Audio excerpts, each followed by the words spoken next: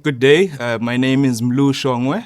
I'm the Assistant General Counsel at the South African Reserve Bank, and I also chair the legal work stream of the Markets Practitioners Group. For this interview, I'm joined by Anne Battle, who's the Senior Counsel at ISDA, where she leads ISDA's global efforts related to the transition away from LIBOR and other benchmark reform initiatives, such as the transition away from JIBAR to ZARONIA in South Africa. Thank you for your time, Anne. Thanks. Happy to be here. Thank you. We'll kick off with my first question. So the first question is, the Markets Practitioners Group endorsed the adoption of the fallback methodology that is used in the ISDA definitions for the calculation of credit adjustment spread in the ZARONIA-based fallbacks for JIBAR. Could you please tell us more about that methodology? Sure. So, at a high level, the methodology compares the difference between JIBAR and for the relevant tenor. So, for example, 1 month, 3 month, published each day, to ZARONIA, compounded over the corresponding 1 month, 3 month, etc. tenor period. The methodology then takes the median of those differences over a 5-year period that ends on the date that a permanent cessation is announced. So that end date, the date of any announcement regarding permanent cessation, is intended to ensure that the spread adjustment is not impacted by any market movements after that cessation announcement. After the end date, the spread adjustment will not change. So today, Bloomberg publishes what we call indicative fallback rates with an indicative spread adjustment. And that spread adjustment is changing each day because it's looking at the median over a rolling 5-year period. However, if an announcement regarding permanent cessation occurs, the spread adjustment will be frozen, and that's the spread adjustment that will apply if actual fallbacks apply to contracts.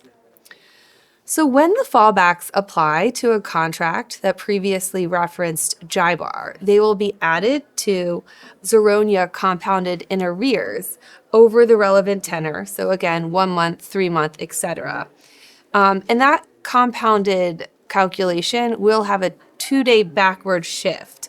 And that's so that the rate will be known at the end of the period. So at a high level, ZARONIA compounded in arrears plus the spread adjustment that's based on the 5-year median of the difference between JIBAR and ZARONIA. Okay, thank you for that. And then we also know that ISDA recently published the updated 2021 interest rate derivative definitions to include the JIBAR fallback provisions. Could you please share what is the effect of these updates? Sure. So first, the updates don't change JIBAR contracts today, and that's because JIBAR is still published. It has not ceased. However, the definitions now include fallback provisions after the definition of JIBAR as it exists today. So if and when JIBAR permanently ceases, contracts will instead reference ZARONIA-based fallbacks. And specifically, they'll reference what we refer to as an all-in fallback published by Bloomberg. And by all-in, I mean the fallback is that ZARONIA compounded in arrears plus the spread adjustment. Bloomberg actually publishes that, and the fallbacks refer to what Bloomberg publishes. So that's the legally binding rate. And as a result, counterparties don't have to do the compounding calculation or calculate the spread adjustment. They can use a screen to find it, just like they use a screen to find JIBAR today. The updates to the 2021 definitions took effect a couple of weeks ago on April 25th, 2025. As a result, any JIBAR derivatives that were entered into on or after April 25th, 2025 reference JIBAR with the fallbacks. So for those contracts, if and when JIBAR ceases, the contracts will continue with a reference to the Bloomberg published ZARONIA-based fallbacks. Okay, thank you for that. ISDA also published a module to its fallback protocol on 25 April 2025 to enable the ease of amendment of existing contracts which reference JIBAR to include the ZARONIA fallback provisions. Could you please tell us how a protocol works and the implications for market participants who adhere to the protocol? So, from a substantive perspective, the module to the protocol amends JIBAR contracts that don't have the new fallbacks. So, that would be JIBAR contracts entered into prior to April 25th of this year. And it amends them so that they are essentially identical to the contracts I described that use the 2021 definitions after that date. So those contracts include JIBAR. Again, they continue to reference JIBAR today, but they reference JIBAR with the fallback provisions. So if JIBAR ceases, those contracts will continue with the Bloomberg published ZARONIA-based fallbacks.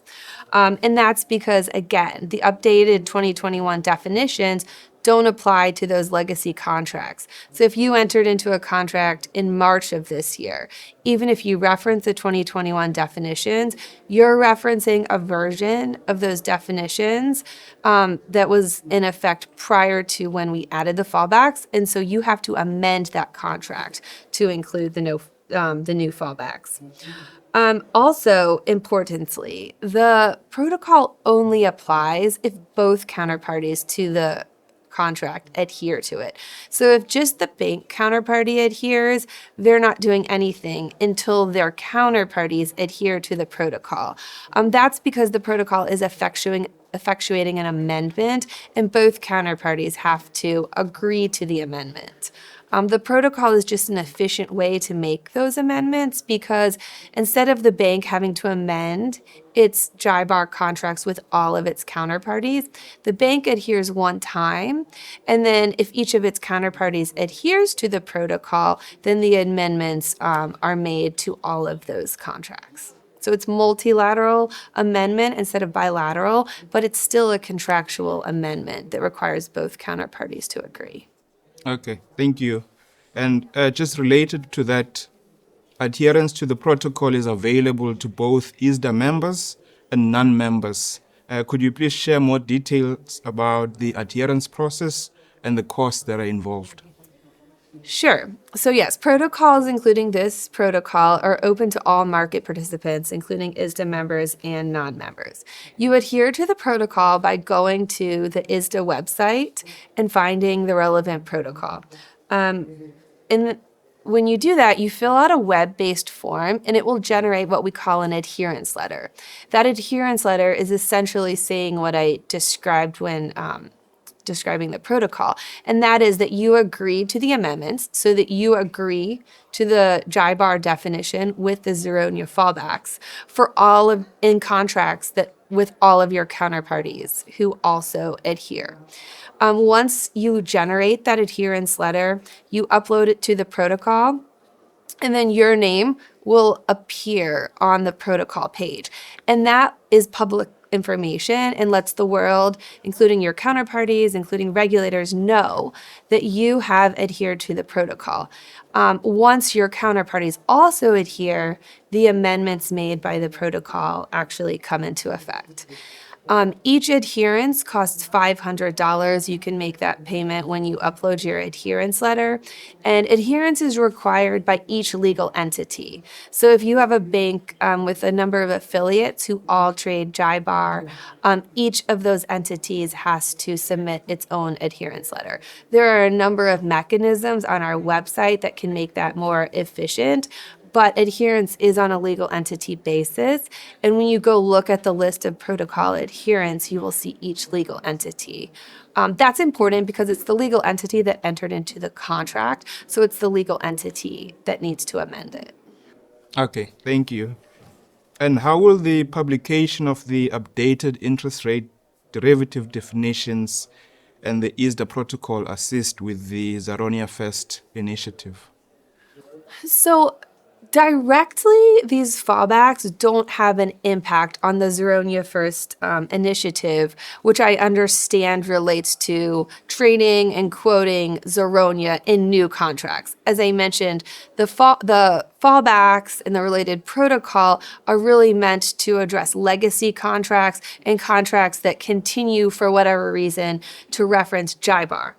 However, what we've seen in other jurisdictions is that once ISDA publishes definitions with the fallbacks to ZARONIA or the relevant overnight risk-free rate that's an alternative to the IBAR, and once those apply, once counterparties have used a protocol to include those fallbacks in their legacy contracts, then counterparties are more likely, we see increased trading in the risk-free rate on a going forward basis.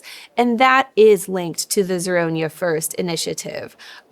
We certainly can't say, why that happens absolutely, but it seems quite logical that as market participants know that the JIBAR contracts will reference a ZARONIA-based fallback rate if and when JIBAR ceases, they're more likely to use ZARONIA or the other risk-free rate in their new contracts, because ultimately, if JIBAR ceases, that will result in consistency in the market. So I guess, to summarize, no direct impact, but we think it shows that the market is going to ZARONIA, and we think that will encourage market participants to use ZARONIA.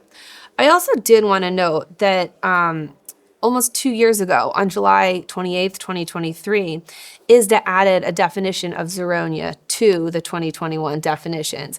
That has allowed use of ZARONIA in new swaps on a going forward basis, including ZARONIA-based OIS. And so the addition of that definition was operationally key to trading in ZARONIA, which is more directly related to ZARONIA First. Okay, thank you for that. And now for my final question, could you share any lessons from the LIBOR transition that market participants would need to take note of for the transition to ZARONIA? And in particular, were there any technological or operational changes or challenges and adjustments that they were required to make? Sure. So from an operational perspective, like SOFR and SONIA and the overnight risk-free rates that were an alternative to LIBOR, ZARONIA is an overnight rate. It trades primarily in the OIS market, which means it is used in a compounded in arrears basis, therefore available at the end of the period. That's in contrast to LIBOR, JIBAR, which are forward-looking term rates. So therefore, the rate is available at the beginning of the period. So, just from an operational perspective, when you're looking at making payments on your swap or other transaction, whether you know and can input the rate into your system at the beginning of the period versus the end of the period is very different. Systems have to change. Similarly, a forward-looking term rate is one rate that's available, whereas, again, these overnight rates, they trade compounded in arrears. So not only is it not available until the end of the period, but you actually have to compound it each day over the period. So that's a calculation. So again, that's fundamentally different. However, the derivatives market has traded OIS transactions that are compounded in arrears for some time, and we've seen this transition with a lot of work, but ultimately once that work is done, we've seen it relatively seamlessly in the jurisdictions that have transitioned. I think derivatives markets had a little bit of an operational leg up on that, because while LIBOR and other forward-looking term rates were used predominantly, OIS markets based on these overnight rates did exist. So compounding in arrears was something that wasn't as prevalent, but it was at least used in the derivatives market. And so hopefully the work that has been done in the LIBOR jurisdictions and other jurisdictions that have transitioned from a forward-looking term rate to OIS will be a helpful blueprint as South Africa moves to ZARONIA. I think aside from operations, one of the biggest takeaways was the cooperation between market participants and policymakers. I think that is underway in South Africa, and it will be important for that cooperation and coordination to continue as the transition to ZARONIA progresses. I think finally, ISDA, like we're doing today, stands ready to educate market participants on this transition, on how the derivatives documentation and infrastructure works today and will continue to work. And And in addition, in other jurisdictions, when there has been an announcement that the IBOR is going to cease, ISDA has published guidance to help market participants understand exactly how the fallbacks will work, what the spread adjustment will be, and we're happy to do that guidance or anything else that will be useful in South Africa. Okay, thank you very much, Anne. Thanks for sharing your insights and for collaborating with us to help ensure a smooth transition to ZARONIA in South Africa. Of course. Thank you.